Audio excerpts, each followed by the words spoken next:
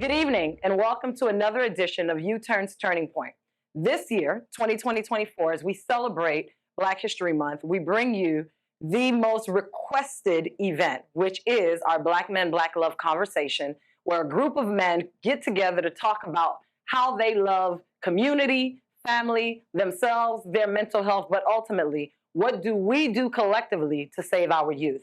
As always, I like to believe that we create space that can be run and governed for men by men and allowing their voices to be heard. As such, I will turn over the event to the person who we know can do it no better than Ishmael Joseph. Take it away. Thank you so much.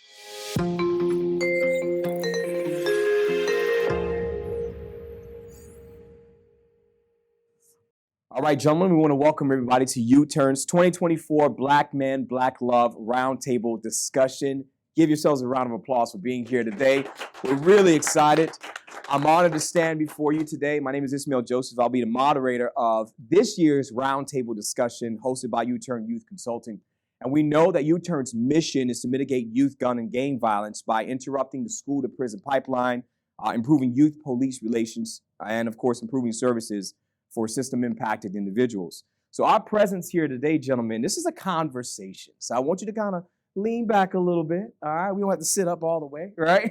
This is a conversation, and our presence is not just merely symbolic, but it embodies a collective commitment for us to foster change, for us to dismantle some of the barriers we're seeing in our communities, and for us to nurture the growth of Black love within our communities in and of itself. We live in a time right now where there is a rally call, if you will, for us to confront some of these urgent challenges that are faced by our young Black and brown boys in our culture, okay? So today we have a very diverse panel of amazing gentlemen that represent different influences across education, social services, healthcare, academia, nonprofit sectors, for-profit, and together I think we are all the architects of the change that we're looking to see. Would you guys agree? So our conversation today is going to organically weave through several different types of topics, and it's going to affect the way that we love one another as Black men. And it begins with senseless gun violence. We're seeing it in our culture today at a rate that is rampant, right? It's a reality that we face, that we're seeing that these losses are not just statistics. They're not just statistics. They are the painful echoes of what we see with systemic failures. They're the painful echoes of what we see when we see unmet aspirations and of course, young men dying with shattered dreams. So today we want to stand in solidarity and talk about what this senseless gun violence means and how do we take a stand as Black men in terms of our love. We've seen this in the books. We can simply start in the hallowed halls of education, how books have been both a beacon of enlightenment and they've been a reflection of our societal values, but we're seeing the filtering of certain books, we should say, within our educational system, and that threatens, as we see, the very essence of our intellectual freedom. We see it in our educational system, right, in terms of how we love one another. Our educational system was once hailed, as we know it, as the great equalizer, but that's not the case that we're seeing today. We're seeing that our K-12 systems are losing their grip on our young people's mental and behavioral issues, right? So we have to witness this unsettling trend. And last but not least, we're seeing it in our political system, right? With this being a crucial and significant election year, the decisions we make, the policies that we all advocate for, and the leaders that we support, they're going to shape the trajectory of our communities. So it's important for us to have conversations around that. I like to lead our conversation with one particular quote, and this is by James Baldwin. He says, "Not everything that is faced can be changed, but nothing can be changed until it is faced." Right? Let me say that again, right? Not everything that is faced can be changed, but nothing can be changed until it is faced. And that's what we're here to do as men today, is to face these challenges that we're seeing. No longer playing a blind eye to it, no longer keeping silent about it, but being open and transparent and honest as we possibly can. So what I like to do is I want to do a quick round robin and just introduce yourself. Let's keep it really short, gentlemen, because I know we could be long-winded here, right? Just introduce yourself to our audience who may be watching, Tell us a little bit about the work that you do, and what are you hoping to get out of this conversation, this dialogue today. So we'll start to my left. Hello, good evening, gentlemen. My name is Jefferson Noel. I am a professor at Florida Memorial University, South Florida's only HBCU. Come on now. Yes, Come yes, on yes. now. Also, I am the founder of Barbershop Speaks. We engage in intelligent discussions inside barbershops and beauty salons. We've been doing that for approximately 8 years now, and I'm also a 3-time published author. Let's go. Let's go. Clap for our brother, man. Hi, everyone. My name is Les Marcellin. I'm a scientist. I've been working in the biomedical sector for about 14 years now. I've also been a founder and president of Project Men. We've been planted in the South Florida community for over 15 years. My goal today is to, talk about, what we're doing in the community with the young men that I work with closely. We have so much to cover. Let's get into it. Let's go. Let's go. Brother here. Hello, everyone. My name is Kervin Dabrazil. Currently a law student. Not gonna tell you guys where. Yeah. And I run a nonprofit by the name of Open Eyes. I do a lot of work with at-use kids. Did I say that right? At-risk kids? Yeah. All right. I do a lot of work in the community, but the organization is mainly about self-building. Working on yourself. Figuring out a way to become a better version of yourself. Awesome. We appreciate it. Good afternoon, everyone. My name is Andre Adams. I work for a funder in the community, the Children's Trust. Been in this work for about 35 years, advocating on behalf of kids and serving kids. And honestly, my mantra is, I work with adults because it's a necessary evil. Kids always been my passion. It will always be my passion. But I know I need to partner to get the work done. Absolutely. Appreciate you being here. Good afternoon, good evening, gentlemen. My name is Daniel Lightborn. I am a social worker by nature for 27 years. I worked with every agency from DCF to Department of Corrections, so from DCF to DOC.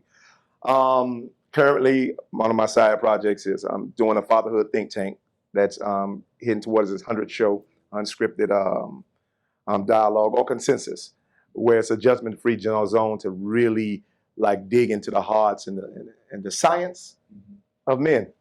And so we cater to the total man.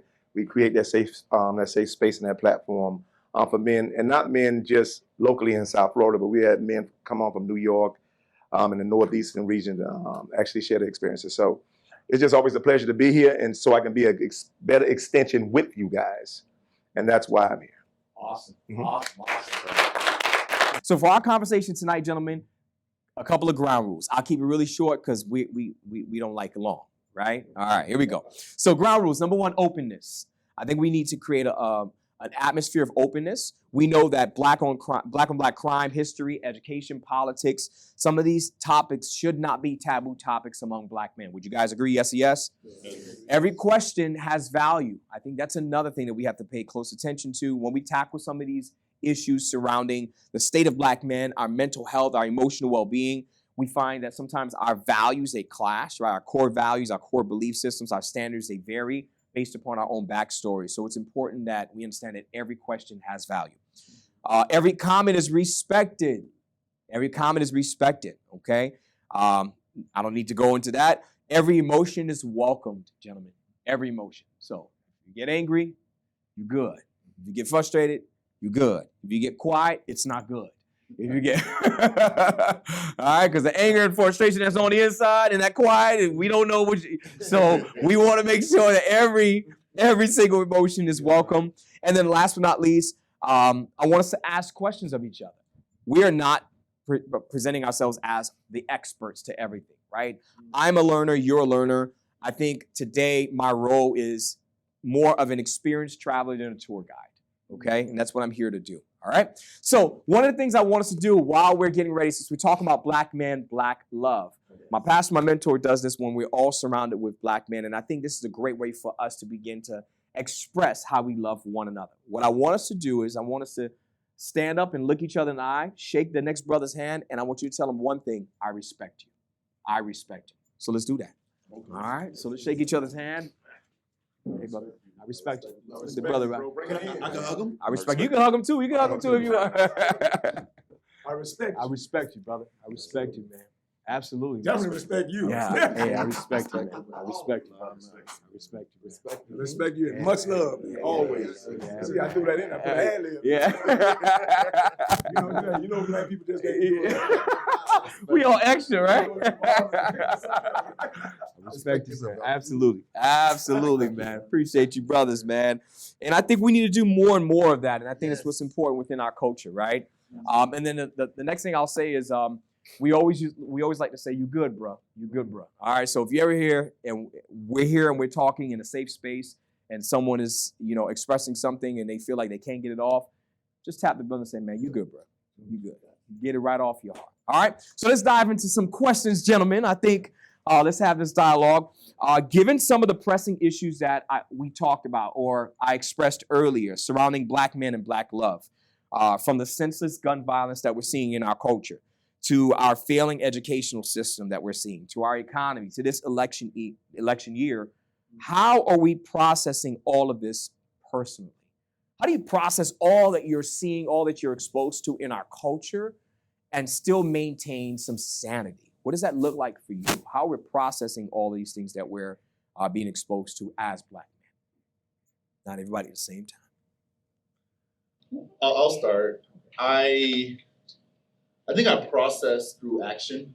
I'm a very proactive person. When I see a problem, my goal is to fix that problem.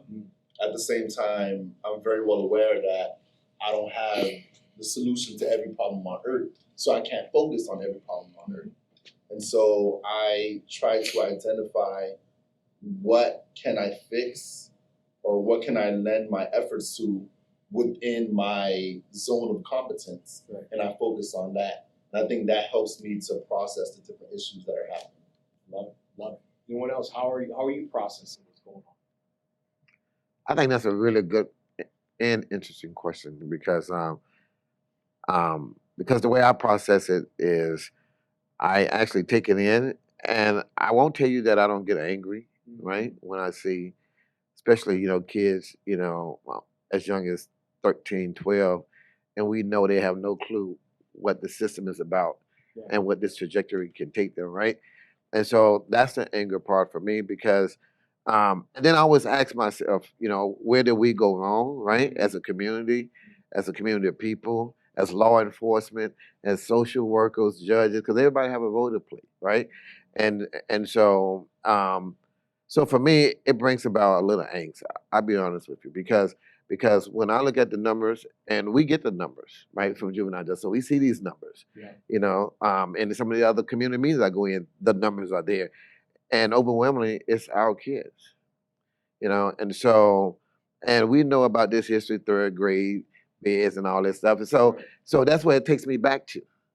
It takes me back to there, right? It takes me back to there. So, and if you talk to any educator who's dealing with kids in elementary school, it gets even disheartening, right?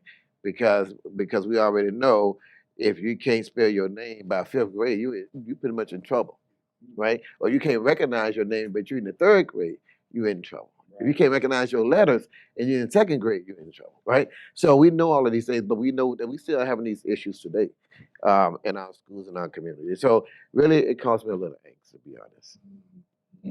That's a real emotion. That's a raw emotion. Anybody else? I mean, how are you processing this, man? Everything that you're seeing that sometimes is over. I don't know how to term this. Over highlighted in the media, or sometimes the narrative is spun in the media, and it's not necessarily the right type of story. Now, when you ask the question about how do I feel about the issues that's going on in the community, I tell y'all how I feel. I'm a bit angry about it. Because I look at the community and I see everything that could be done, everything that we could do if we just came together and do it. I think in the Black community right now, the problem I have with people my age, because I'm a bit younger than you guys. No, I don't know about a little bit. But the kids in my age range, they're not ready to do what has to be done. And I can't tell you what has to be done because we all see what we got to do. And the first thing that we have to do is we have to come together, create leaders in our community, because we don't have any leaders right now. We have entertainers, we have basketball players and football players. I know because I was a football player. So I know when you in that field, they only want you to be a football player. They only want you to be an athlete, because once you in that area, they know you won't do anything to lose what you have. So certain issues, you won't talk about them. You won't talk about freedom. You won't talk about improving the community. Because I've done it and I see what happened to you when it happens. So you know what? I don't blame any of the athletes. I'm not going to name drop anyone, because I don't know where I'm going to be at in the future. Yeah. You feel me? Yeah. You feel me? You know, if I got 100 mil, hey, man, this I'm feeding my family. I'm not going to talk about this. But if I'm going to say me, when I get that 100 mil, I'm going to still talk about this. But they may not let me get to that 100 mil, though. Right. You know, and in the community, all we have is rap music. I was gonna go there because that's what's influencing people our age now. Well, not our age, my age. That's all the role models they have. Yeah. I know because I grew up in the system too, where I'm listening to that music, and I know how you feel after you listen to that rapper. He's talking about killing, he's talking about gang banging. You like, damn, yo, okay, this sounds fire. And you wasn't angry before, but now you want to go out and do something to somebody that you have no problems with. Yeah. That's just the start of it, you know, and we have and you know, I came from another country, so I know the opportunities that's here, even though we don't have that many opportunities. We don't have that much opportunities, but they're still here though. Yeah. There's areas, stuff that you're able to do if you only tried to do it. If you only went out there and tried to find those opportunities. The problem won't fix itself. We have to come together and fix our problems, instead of looking out for others to come and help us. Well, it's amazing that you said that, because how I process it is, I've been processing the narrative. Mm-hmm. And I believe those who can control the narrative will change the nation. Mm. Change the narrative, change the nation. And so what U-Turn has been doing, and I can say this to Shirley right now and give her flowers right now. Yeah. What she's been doing, unknowingly doing, she's been changing the narrative, and I'll tell you why. We can say something like a misnomer like senseless violence. Right. I've seen educated people say senseless violence. But what U-Turn has been doing with their backstories is making sense out of the violence. Absolutely. You understand? That's how you change the narrative. Nobody should know your story better than you. Right. You can't explain a black man to me better than this black man that I am. Right. And so I've been processing the narrative for a long time so I can, number one, own the narrative. Yeah. And once you own the narrative, then you can start to understand how to reinvent, and then redistribute. Right. Because again, I'm like, senseless violence, and then you left it like that. I'm like, but you got people making the sense out of the violence. So guess what? The wrong people's on TV talking. Yeah.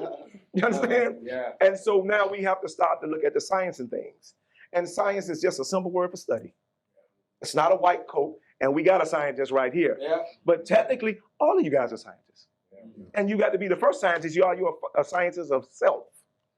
And once you start to understand self, then you can start to own that narrative of the scientist you are, and start to teach other people, so you don't become somebody experiment, you can become their experience. Right. And all black people have, and particularly black men in this country, and they are still trying to make black people become, is the experiment. Right. You understand? But education, evolution, and God's grace and mercy has made us the experience. And we're not going to trade any experience, not the smallest experience, for becoming or going back to being somebody's experiment. I love it. I love it. Yeah. I love how you took it to, I mean, because so oftentimes we're picking fruit, but we're not dealing with the root cause of some of this senseless violence, as Correct. They say, right? That's happening within our community. So it starts with the foundation of who God has created us to be as men. Mm-hmm. And then that projects out into our systems, it projects out into our families, it projects out into our community at large. So with what you just said, Brother Lionel, I want to ask this question. How do these societal expectations and these stereotypes that we see impact our understanding collectively as black men in our expression of Black love with one another within our own respective industries? How do those societal expectations and those stereotypes, how do they impact the way that we love or don't love one Well, the stereotypes, most certainly, for me and the way I feel, those stereotypes are not beneficial, right? And particularly when we fall into them, right? Or we own them, we buy into them, right? I was just watching something the other day, and the guy walks in, and the white lady said, "We don't serve niggas here." And he said, "Well, I didn't come to buy niggas." Right? Oh. Oh, right? wow. And so that was the conversation, right? Wow. I didn't come to buy niggas. Yeah, So he gave it back to her because to buy into that stereotype, to buy into her narrative, then you own that. And when you own something, if you own it long enough, you're gonna become that. Yeah, it's good. And so I try to get even I'm gonna talk about my own kids.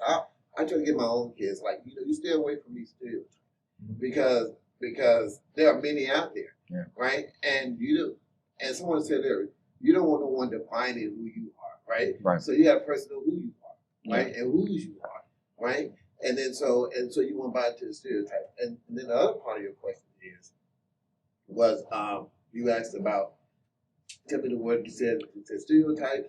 Right, in our expression of Black love within our community. Expression of Black love. Well, I mean, our expression of Black love is definitely key.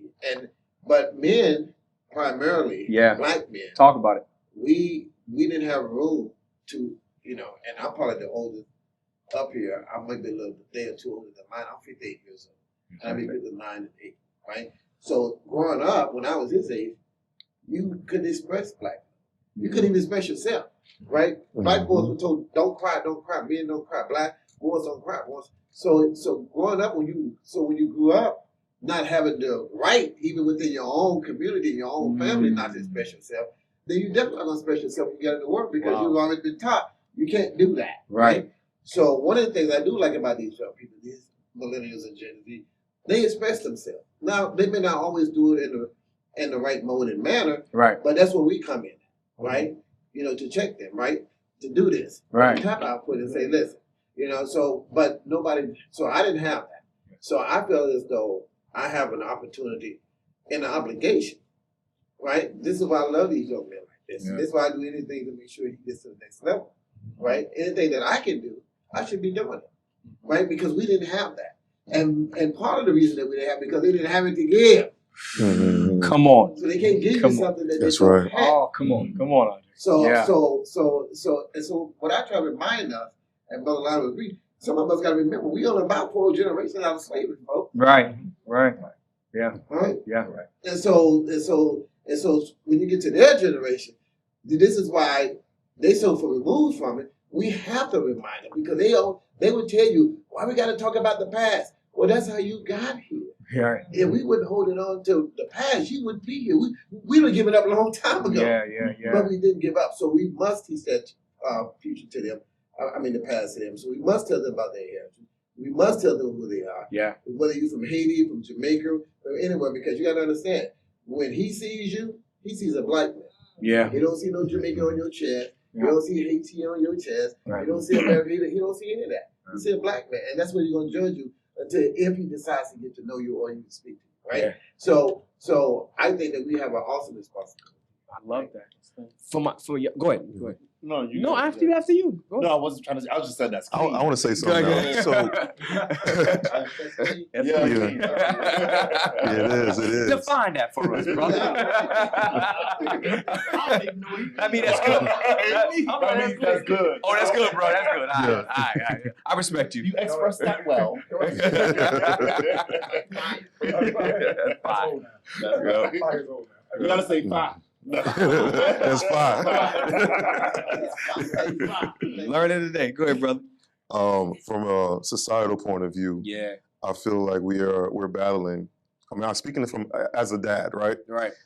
I have 2 young men that I'm raising in my home, and I'm also responsible for over 400 mentees. Take it there. In the community. So what I'm looking at, I see that we're battling with the developmental stages where the parents have to develop their children. That's about 30%. The teachers In the school, that's another 30%, and in society, that's another about 30% on average. So let's say all that is at war, Right. and society is winning. Society is taking over the parental. Society is taking over what they're learning in school. I mean, schools are already failing us, and we see that. So now this societal war is they're winning, and parents, and as a dad, I have to deprogram. Okay, I have to deprogram what they're learning to get my point, to get my 30% back. Wow. So and not only that, deprogram with the stereotypes, I have to introduce love, even though I didn't see much of it when I was growing up. So I'm learning as I go, and I'm deprogramming all at the same time. So as a black man, we have different layers that we have to deal with, but we got to stay and fight. And most households are not fighting because it's a hard battle and they give up too easily. So what we do is encourage the fight, encourage the black men to keep going. Because if we don't, some of these guys, I'm telling you, every dad wants to fight. Every dad wants to have that influence, hired in the schools, hired in the society, but he'll fail at one point, and we have to encourage that man to keep going. And then we do have to find our way to introduce love and deprogram that hate. I love that. I love that. I love that. So let me ask you all this, because we're talking about Black love in its expression, right? How do we express that? And we know that these stereotypes have been transgenerational. I mean, from generation to generation, whether it's millennials, Gen Z, Generation Alpha that's coming up, right? How will it look for them? So my question to you all, gentlemen, is reflecting on your personal experiences, whether you are a father or not, whether you're a son, a brother. How has your perception of Black love evolved over time? Like, think about that. And what role do cultural influences play in shaping those perspectives? Like, how has that evolved? And the reason why I'm asking this question is to Andre's point, is that essentially our parents, I'm a millennial, right, can't give me what they've never received and what they've never had. And I know, maybe I'm just speaking for millennials, we often complain, right? And we say, well, I never had that kind of love, so how can I give that kind of love? Or how can I express something that I've never been given? But that's just a narrative that if we don't tackle, we're going to continue this never-ending cycle. So for you all, gentlemen, in your own personal experiences, how has your perception of Black love evolved over time? Well, for me, let me deal with this stereotype and the stigmas. Love it. Remember I told you about the narrative, so I'm going to be on this narrative thing all night. We got all night. And You the good? thing about the narrative is you have to define what a stereotype, or redefine what a stereotype really is. Right. And for me, since remember I told you, everything is a science. So stereotypes is simply the science of stupid. And sometimes you just gotta be straight to the point. Love it. You gotta sell knowledge and science like you sell ham, like McDonald's sell hammer. Love it. And it's the science of stupid, and you dismiss that. Yeah. You understand? Yeah. Now, when it comes to the science of love, and particularly in the Black community, particularly in the Black family, you got to understand what that love really was, because they have a responsibility as a parent to, and they trust me, if they got you to a certain point, they love you. Yeah. But you have the responsibility as a child, right? To understand the science of what that really was. Right. Right. Because matter of fact, you're not giving it to your kids by osmosis. Wow, You're giving it to kids. It's a very unconscious science. And matter of fact, in America, being Black in America, it's a very unorthodox science, but a very sacrificial science nevertheless. And sacrificial science don't look nothing like what they project on TV. Right. And so Black love is not television. It tells a vision, which makes Black people go from ordinary or below ordinary to extraordinary. Now, what does that love look like, and what's the science? And it's so spiritual and organic that we have to actually, it exists, right? Like the internet, it exists in somebody's head. And so when you told it to people, they're like, you crazy. But it's the same thing with Black love. It transcended, took slaves, captured slaves into a free society. And then all the way into the White House and doing it into space and stuff like that. How you go from slave to space? And we can't define what that love is? It's indicative and imperative for us to find out what that love is. Because just because carbon monoxide, you can't see it, don't mean it don't exist, and don't mean it wouldn't kill you. Yeah. But guess what? Black love is equally as strong, if not more strong and more dangerous. Right. it will actually give life like carbon monoxide gives death. Love it. Love it. Anybody else? I mean, how do you find your perspective of love has evolved over time? I mean, he laid it on. It's like I'm just being honest about it, you know, because he challenged some of my own thoughts and perceptions, right? Sitting right here, and because again, I'm older than you guys, right? Right. So I can understand where he's coming from, right? Because even though that black love may not have been demonstrated physically, right. but you were good. As you all say, you were. People took care of you. They made sure you came in the house every time. They made sure you got a bath.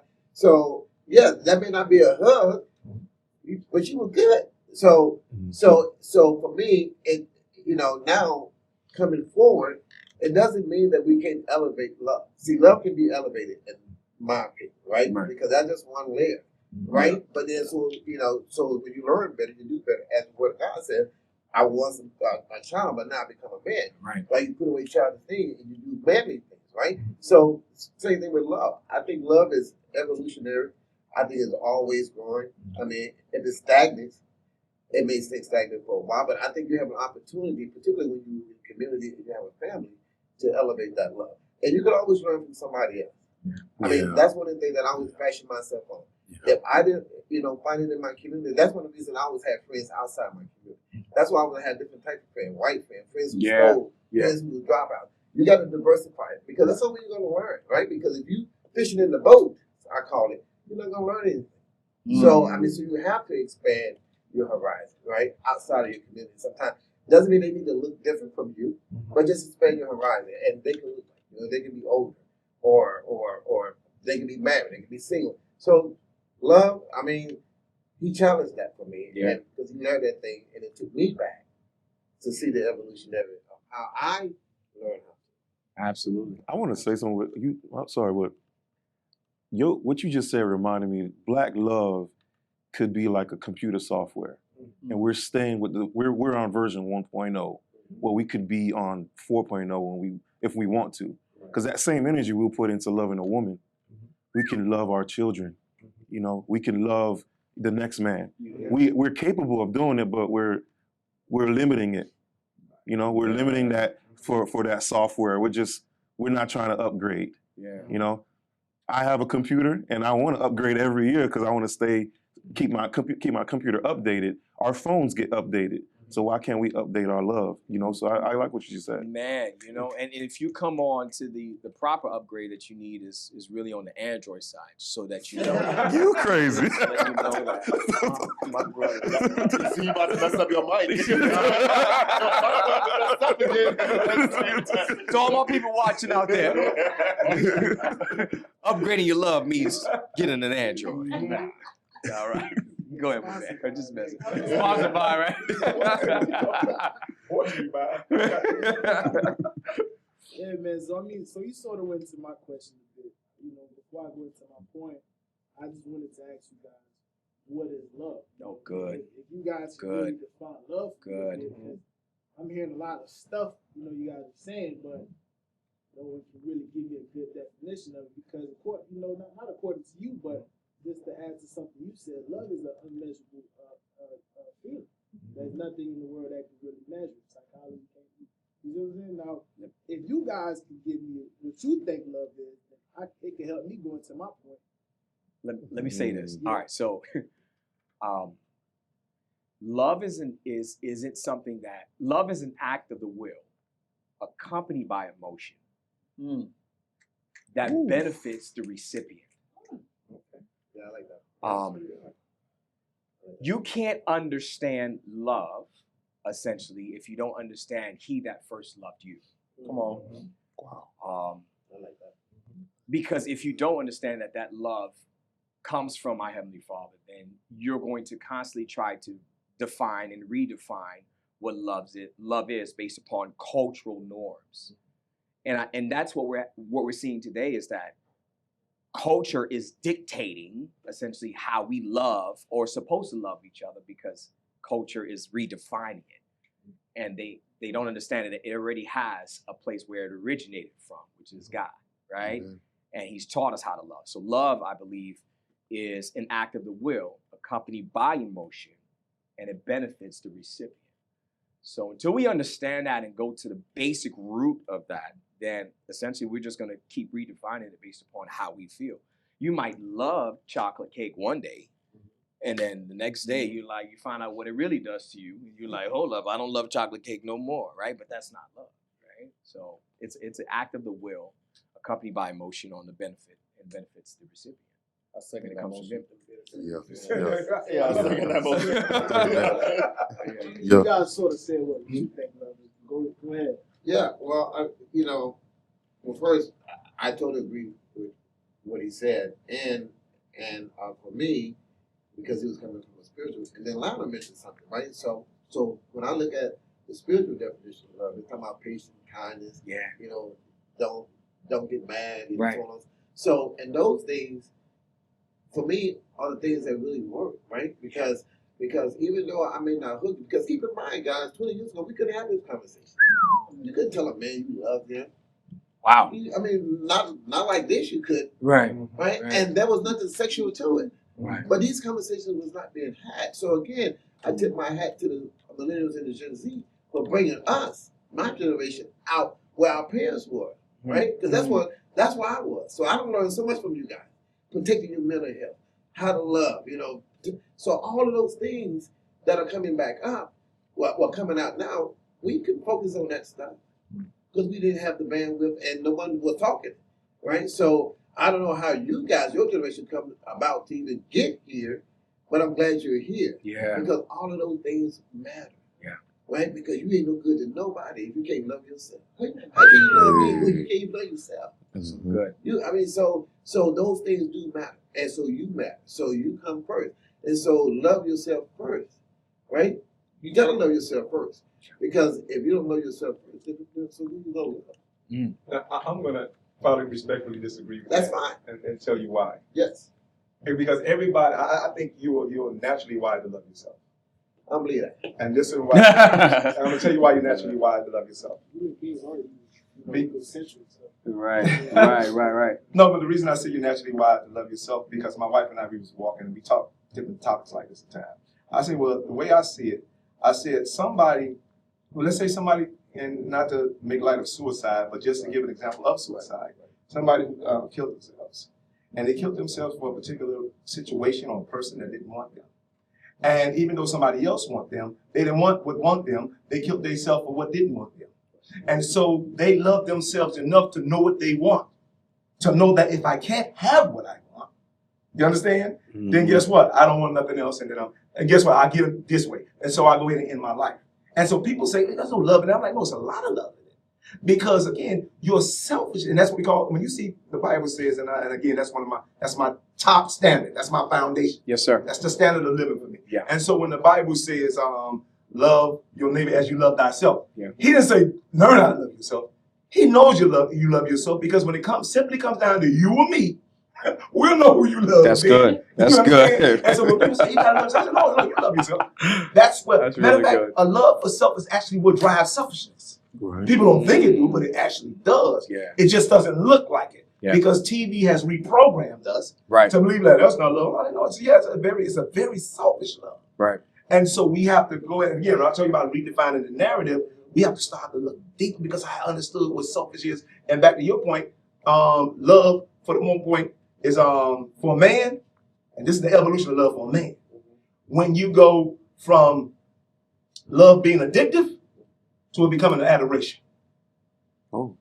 You understand? And so I was Transition. I was an addict, Yeah. which means I preyed on people Right. with my love. Right. Now I pray for them with my love.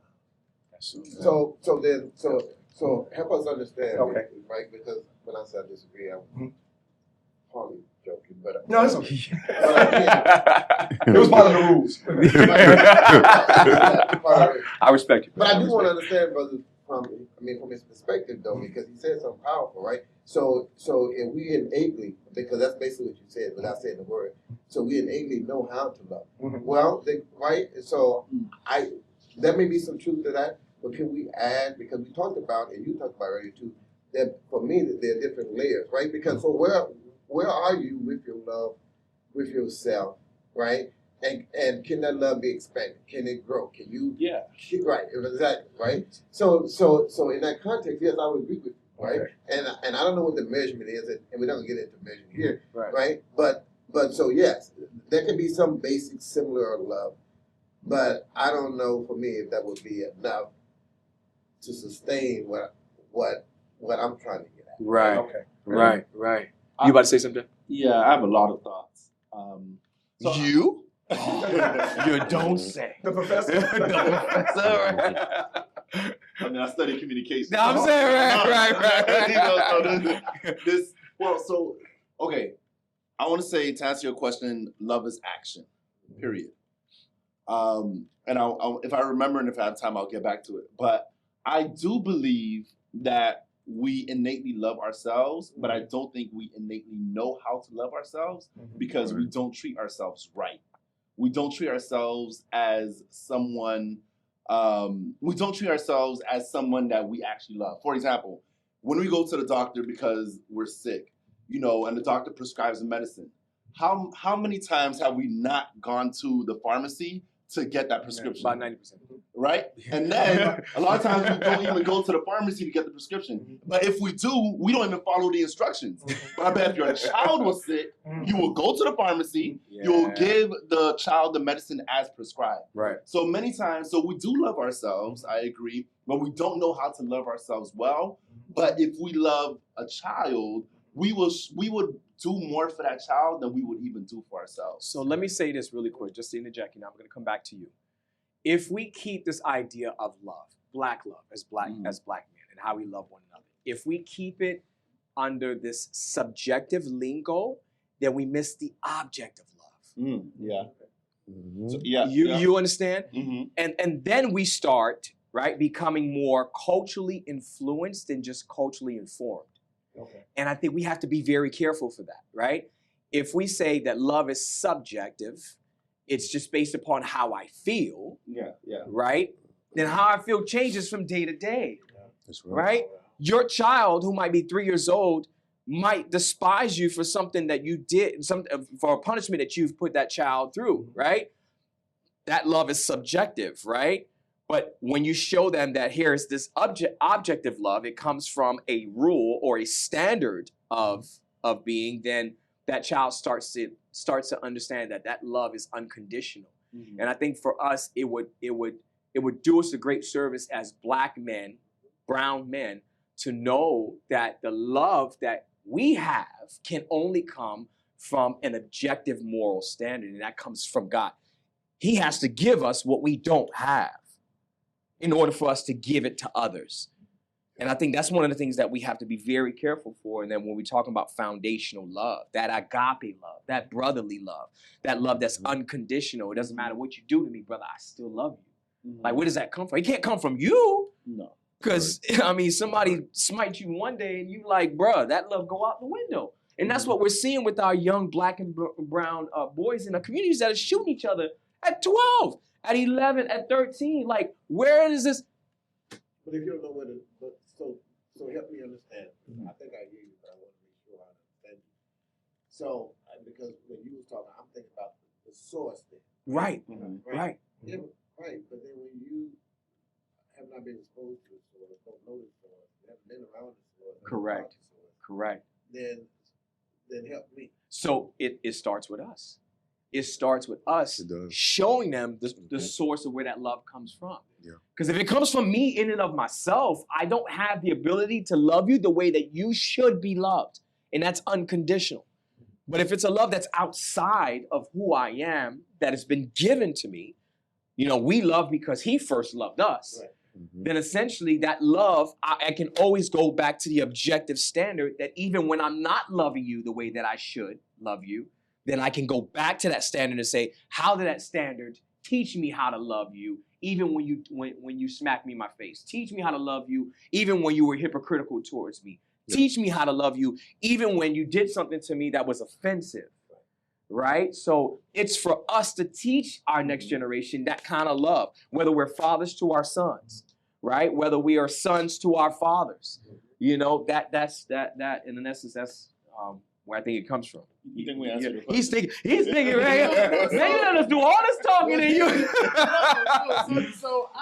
So my thoughts is it's too long for me to even go in depth with it. Yeah.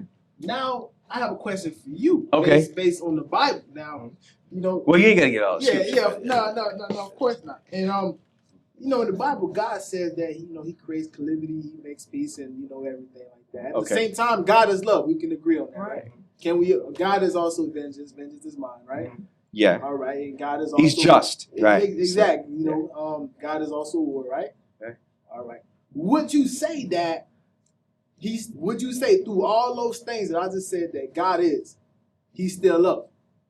Yeah. Yes. So another question I have for you is, what would you say the impact of religion in our community? Is it one of the reasons that we are? I'm spiritual. I grew up in the church. I'm just asking the minister here. That was advocate. Yeah. Would you say that it is one of the reasons that the community, part of the reason why the community is where it's at right now? Because I just told you all those things that God is, God are. Now, all those things are happening.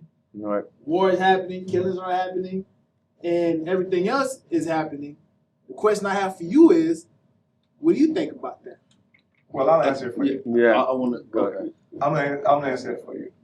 I think one of the founding fathers of this country said these words. And he said these words when the four founding fathers was at odds with each other. Benjamin Franklin said these words. He said, if men can do evil with religion, imagine where they'll be without it. Come on, you gotta say it again, man. Say that one more time. Benjamin Franklin said, if men can do evil with religion, imagine where they'll be without it. And so I'm saying to say this. My reputation, I probably was a notorious womanizer before my wife took a chance on marrying me. So, yeah, because you got that reputation. Yeah. And she loved me. Wow. I mean, loved me. Yeah. Loved me so much. If I was on TV, everybody was already waiting for me to cheat on her. But in reality, and this is where the community gets a bad stereotype. Right. Remember I told you stereotypes, the science is stupid. Where the community get a bad rap is, that's not in my reality. Everybody that knows our marriage, even potential side pieces, value my marriage more than they value trying to entice me to go out with them. You see, that's love. Yeah. When somebody value your marriage more than you do. Yeah. You see, think about it. People don't have a narrative to that. But so many people value who you are and what you do more than you do. That's love. You don't even know you're giving it off. Wow. Your life exudes it. Yeah. You don't even know. Yeah. All that little sacrifice you're making and all the sacrifice that were made for you. It's giving it off. It's so unconscious because you can't see it. But everybody feels it. Maya Angelou said, I don't remember what you said to me, but I always remember how you made me feel. Yeah. That's love in its totality. If you really want the simplicity side of it. But I'll let you go ahead, brother. Well, I was just thinking, we're not where we are because of religion. We're where we are despite religion, right? Because, I think it was the late 1800s or early 1900s when Friedrich Nietzsche came out with the famous poem, God is Dead. And when people hear the poem, God is Dead, they think of it as a good thing. But what Friedrich Nietzsche was saying, although he was an atheist, in the poem when he was saying God is dead, he was also saying what are we going to do with our moral standards? Now that God is not here. Right. And so that poem by Friedrich Nietzsche, it crept into academia and people started to teach that philosophy of a life without God. And the 1900s, or the 20th century rather, became the bloodiest century in the history of this world because people had the philosophy without God. And so I believe that with God, God is love, right? And that love created life. And so that means within the framework that we're discussing, love precedes life. It's impossible to have love without first. It's impossible to have life without first having love. And so that's something that we have to think about when we think about, where we are as a society is because we're not allowing love to lead as opposed to the opposite. Okay, thanks. To add on to my question. Yeah. So notice I never said that God was so notice that I never said that God separated us. Mm-hmm. Now my question for you all is, do you guys think that religion is separating us and creating all these issues? I think it's people. Yeah. Because People are religion, right? no. So who created the religion? So religion can be viewed as a system, and it's people Yeah. within that system. So like people say they don't go to church no more because They it's hypocrites, they but church you still hurt. go to work. Right. And there's hypocrites at work. You Right. still go to your football team, and there's hypocrites on your football team. There's people fighting for your position on the squad, but you're still on the football team, right? So it's people that's creating the problems, not necessarily religion. I want to say something. So religion isn't the only system. There's a government system. Yeah. That's a fact. There's social, Educational system. education. Medical system. We, Healthcare we have all systems. these systems, but I think our job is to be intentional, be aware of what's going on, so that we can make the adjustment, so we can stay upgraded, like an iPhone. Okay. but that system, one of the systems that mainly impacted our family, right? Yeah. Was the church, right? Yeah. Yeah. Historically, the preacher was only somebody who was educated, and he could barely read, right? Because everybody else could read. That's why he was up there preaching. So when you hear a preacher, that's because he didn't know what else to say, because there were no words he had, right? So that's why they added. This is true. So this is why they added all this stuff. So for me, who have a master's in religion, who's been a deacon, who's preached, been assistant pastor, it does have an impact on us. Yeah. And so we must teach God. Because religion, if man gets a hold of it and does what he wants to do with it, he may go this way. Yeah. And that is contrary to God. Absolutely. So for me, yeah, you can go to church, but that's not the point of God. Going to church, because in the early day there was no church.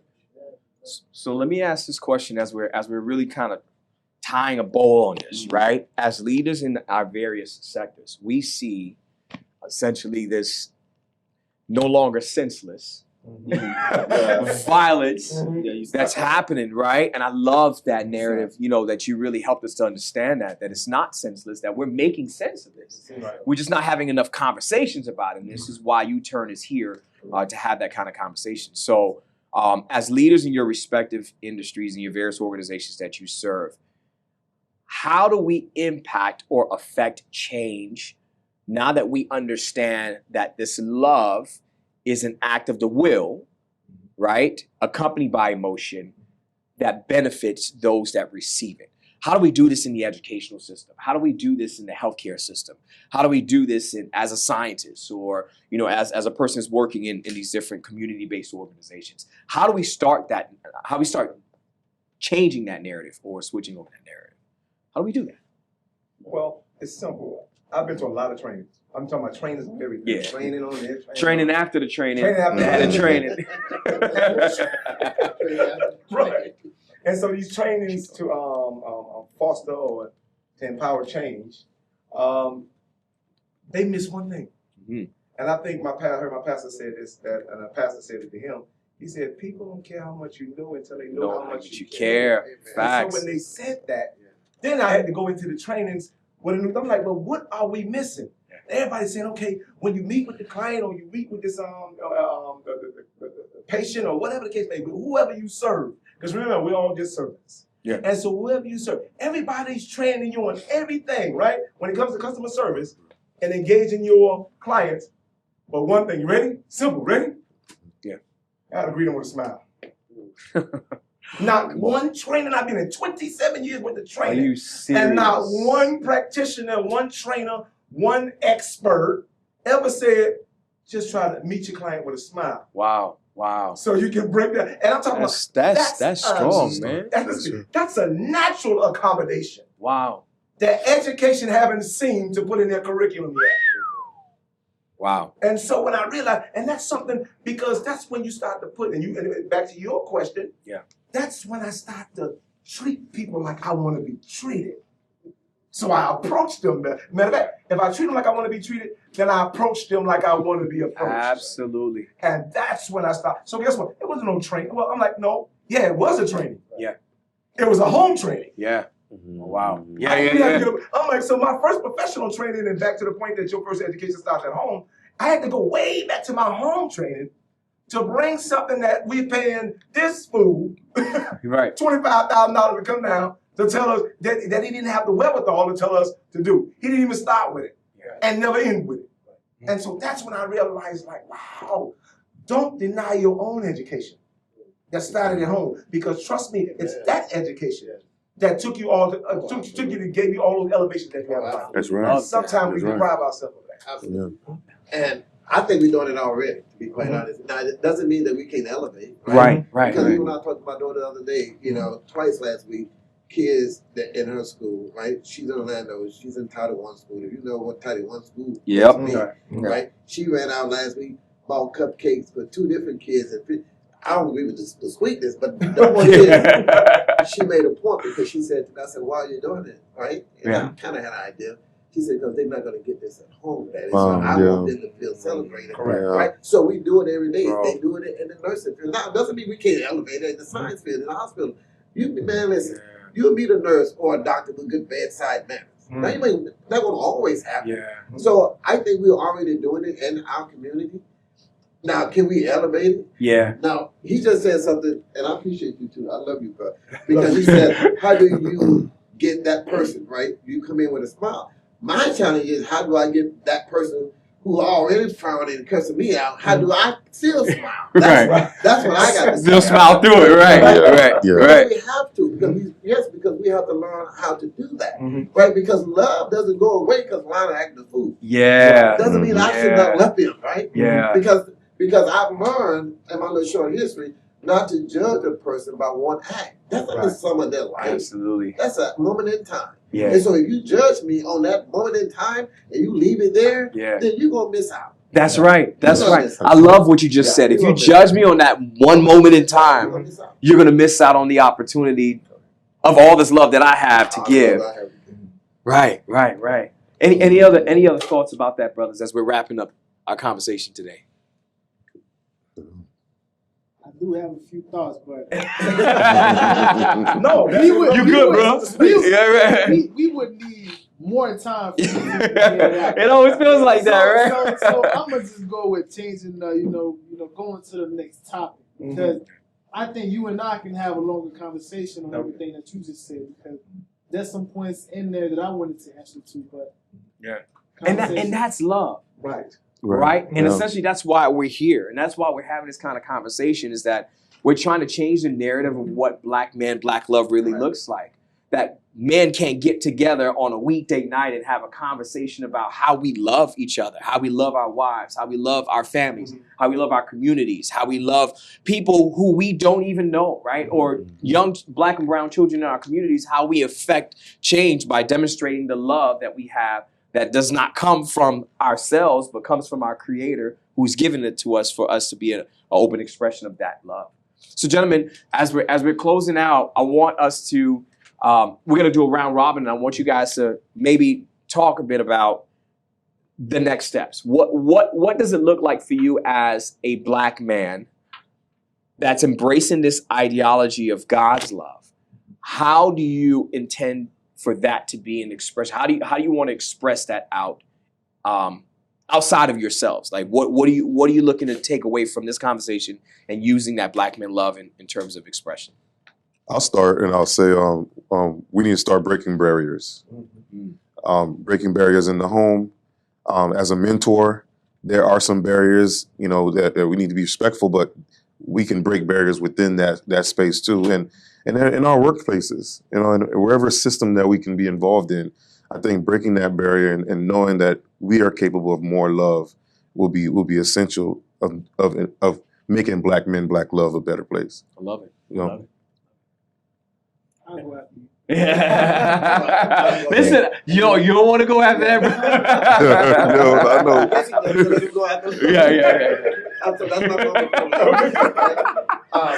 And I want to say this to your point, and I want us to tie in how do we extend this love out to our youth? Because you do the work. You do the work, and what you've expressed, you actually put that into practice, and we've seen you out in the community putting that into practice with our young men. So we appreciate you doing that, but how do we also tie that in and express that to our youth? First of all, one of the things I want to say before we definitely leave here, I do want to give us credit as men, as a community, as fathers, as sons, as husbands. Yeah. Right? So I don't want none of us to leave here, or anybody who watches this tape, to say, well, you know, those brothers don't have it, you know, so they kind of get it. No, we have it. And I want us to give ourselves credit, right? Absolutely. So we all do that, right? And so, but again, there's nothing wrong with elevating that. Now, to answer your question, I challenge myself right now with that, because the way I want to do it is to be supportive of the young brothers, right? Right. And currently in my position, anything I can do, currently with my knowledge, anything I can do, currently with the people I know, anything I can do, because I have moved away from that one-on-one mentoring, right, so to speak, when I'm meeting, but it doesn't mean I can't be supportive in the work that they're doing. So what I want to do is support the work that's currently going on, right? Because for me, that doesn't mean there's not room for me, but at the same time, you got to recognize the times have changed. Yeah. I don't speak the language anymore. Right. I don't, and I'm not going back and learning like I used to. I used to go to learn with these kids used to say. I'm not going to learn with five. Grits. You grits, boy. So I've done that. Risen out here, right? So I've done that when I was a youth pastor. I used to go back and learn what how these kids, how they were thinking. Yeah. Well, I'm going to rely on you guys. And so what I'm going to do, I'm going to support you as you all support these youth. And so that's my support, right? It doesn't mean I want to engage them. Right. But I'm going to support what's going on with these young brothers, because I know they can reach them, and they know the language, they know the lingo, they know where they live, they know where they hang out, they know what they talk about. I don't know what they talk about. Right. Right. No, we appreciate that, bro. To answer your question, what do I think the first step is? I think the first step is for us to come together and put our egos in. To add on to something you said earlier, human beings are just naturally, egocentric by nature. And when we love ourselves too much, we become selfish. Exactly. Now, we have to put that pride away. To add on to your topic of the Bible, pride come before the what? Great fall. Right. Exactly. So what led us to the point where we are now is what? Right. Pride. Right. And what? Us being egocentric. Now, until we can put those things away, there's nothing for us to do, because there's so many brothers and sisters that won't come to the same table, which is why I went to in the religion area earlier, because religion is one of the things that separates us. Because in this world, a Jehovah's Witness, a Jew, and a Muslim will not sit at the same table and pray together. Because exactly, we would not sit, because each one of us will want to say, "Well, my God is name." Right. You see what I'm saying? So how do you begin to begin being that expression of the love that you receive to young people out in the generation and even in the spaces that you influence? How does that look? Repeat the question one more time. How can you be an expression of the love that you received to our youth? I'm going to answer that question in a different way than you probably would expect me to. I have to say that as human beings and people, we have to meet on the level. We have to meet outside of all those things. We have to meet outside of religion, outside of our skin tone, skin color, outside of our educational level, whether you have a master's, a bachelor's, doctorate, whatever it is. If we come together the way we are now and have these conversations, none of that stuff would matter, because my brother and I here, the minister, and I don't know what any of y'all religions are, but we can sit here and talk about God. Right. We can sit here and talk about what needs to be done, how to improve the community. Yeah. But every time that tries to happen, there's brothers saying, my color is red, my color is blue. You did this to this person back in the day. You don't have a master's, you don't have a bachelor's, you don't have this and that. Yeah, breaking down barriers. Exactly. You gotta break down to add to this brother right here, breaking down the barriers. Yeah. Until we come together and meet outside of that, and meet on the level, then we won't be going anywhere. Yeah. I love it. All right, now it's your turn. He gave so. No, Close but out. you know what? And I think what everybody just experienced here, they might be talking about love, it just has that invisible power. Yeah, it does. What everybody experienced here, they don't even know it. And it's something that we don't even know, but I'm explaining to you what we just experienced here. Something that we think men could not actually do with each other Come on. Yeah. without being stereotyped for doing it with Right. each other. Right. You know what Yeah. what we just did? We just had intimacy. Love it. And so that intimacy of information, Yeah. Yeah. Yeah. informational Yeah. intimacy, Yeah. right? Which will impregnate all of us with belief. Come on, sir. And so I can believe him Love it. to be the scientist he is. So he, guess what? He gives size to a big 8-pound science baby. You understand? And guess what? I can believe you. And guess what? Your belief, that belief in you gives birth to a big educational, preparational, career development. scholarship baby.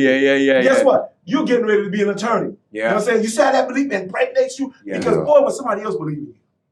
Yeah. Something That's different. intimacy. Yeah. That's what belief does. Yeah. It impregnates you Yeah. to give certain, birth to something bigger and greater than you. Yeah. That's an extension You of understand? yourself. This man been intimate with me for years. Yeah. And so I gave birth to a lot of things that, guess what? They say I couldn't have. I'm supposed to be barren. I'm not supposed to be on this. I'm too wild to be on this. Yeah, I'm too wild to be. You understand? You But got I'm a like, word. you You're can be just preaching. as I love excited as that, you are man. intellectual. Yeah. You understand? So God said, I ain't gonna change the excitement. Yeah. You understand? Yeah. I'll change the Bible, I ain't gonna change the excitement. Because God loves that kind of stuff. So certain things, let God get rid of the stuff that he don't need from you. He know how to get rid of it. Trust me when I tell you. I'm married, so you Yeah. you know how to get rid of stuff. I mean, as a matter of fact, I'm married to my never. Because I said I'll never date a girl from where my wife from. Boy, life is strange, isn't it? Yeah. And I'm married to my never, going on 18 years this year. Man, that's Longest beautiful. relationship I've ever been in my whole life. I like Congratulations, that. bro. So that's what I'm saying. So we got to understand that intimacy that men share. Yeah. Simple thing like sharing information to impregnate each other so we can give birth to these big dreams that God has stored up for us. I And that's love all. that, man. And I'll close off with this because I know you're gonna keep going. Y'all need to have a Not conversation. even, after not this, even. but, See, what I was gonna say is, Huh? brother, you said a lot of great things, but I really hope these cameras got my expression. but to Lano's point, intimacy, right, means into me you see. Wow. Mm. Consider Mm. that. Yeah. When our young people don't feel heard, That's right. into me you see. Right? Right? We have to express that intimacy with our young people and the youth. And it starts with us. And you literally just changed that whole word of intimacy that we see that our culture ties in sexual relations with, and that's not necessarily what that word means. It means into me you see. And we could be intimate as Black men and love one another, so we could be that direct extension I love into it. the influence in the places that we Re-identify that function there. and we identify. Right, absolutely. Mhm. So, gentlemen, wow, this has been a very, very. I always feel like we get to the end and we don't have enough time, right? Yeah. But as we conclude our annual Black Men, Black Love roundtable discussion hosted by U-Turn Youth Consultant, you guys got to get it up one more time for U-Turn, right? This dialogue among all of our influential panel has really been a beacon of inspiration, and I think we've addressed some critical issues, right? We've gotten to the root cause of what love really looks like, and this urgent need for change in combating no longer senseless, but the violence affecting our young Black and brown boys. And I think we're reshaping these narratives. We're fostering more holistic education. And then we're going to underscore those powers that may be so we can be these advocates for change. I like to leave off with a final quote, and this is Thurgood Marshall. And it's one of my favorite quotes. He says, "When we recognize the humanity of our fellow beings, we pay ourselves the highest tribute." Ooh. Yeah. When we recognize the Marshall. humanity of our fellow beings, we pay ourselves the Yeah. highest tribute. And I think that's what love is paying ourselves the highest tribute because we recognize the humanity of our fellow beings, our fellow brothers. And that's that. So, brothers, I want to thank you for really sharing your heart and being transparent and open and honest. I'm going to invite back the visionary of U-Turn Youth Consultant, Dr. Shirley, who's going to close us out. So let's welcome her back as she's coming out. We got to close this out. Good evening, everyone. Gentlemen, there are not enough words to thank you. Anyone who's accustomed to watching this knows that this year we chose to go a little bit smaller. And that was very intentional because we wanted the type of conversation you all just had. One of the things that I want us to be mindful of, our young people, and I think you alluded to this, our young people want to be seen. Yeah. They want to be heard, and they want to be validated. And as long as we continue to do it our way, sometimes we miss them. Because it's not about us, it's about, to your point, meeting them where they are. And if we cannot, as a community, extend that love that you all just talked about and defined it, then they don't know what it looks like. And if the only thing that's defining love for them is the athlete, right? Is the musician, is the whatever else is on social media, whatever the hottest thing is, the challenge and all of that, then they miss it. I was having a conversation with someone whom I respect, who is also a partner, and he said to me, the problem that we have is an issue of morality. We don't find value in one another. Yeah. So that was really the heart of why we created Black Men, Black Love. Love that. How do we find value, not just in men, but in the other man? Yeah. Right? Because the way women find value in one another is not necessarily how men display that love. Right. Women can get up and go to brunch and have a good time, and they gonna get the spa and and do all that good stuff. But the minute that men get together, that ego kicks in, right? That no, I can't be soft. I can't be seen as soft. Can't be intimate. I can't be intimate, for the lack of better terms. Right. But I want us to understand that all the I can'ts, all the barriers that you alluded to, Les, are the barriers that our young people are seeing. They're the product of those barriers. And because I'm a firm believer that no kid picks up a phone, no kid picks up a gun for the sake of picking up a gun. Yeah. There are backstories. So to your point, Lionel, the narrative that it's senseless gun violence is it's never senseless. Correct. There's a backstory that led to that gun violence. So today I stand before you as we wrap up the 2024 Black Men, Black Love and say the responsibility of showing love falls on all of us. Absolutely. That's right. Our history is part of our love. Yeah. The way that we embrace one another, whether it be with words, with emotions, or a real dap up, is really the way we love. It may just be with the head nod. Right. But at the end of the day, if we don't show it, we can't expect them to get it. Yeah. So the purpose of Black Men, Black Love is to put the accountability and the onus back on us. Because if not us, then who? And I always say this, gentlemen, the cavalry ain't coming. We're in. So if we don't begin to assume our responsibility of loving one another, showing that love, we cannot expect our young Black men from the ages of 10 and up to automatically know what it looks like. And yes, it does fall in all the stereotypes you all were talking about. Yeah. But the only people with the ability to change the narrative of the stereotypes are the people sitting in this room. Absolutely. And those that look exactly like you.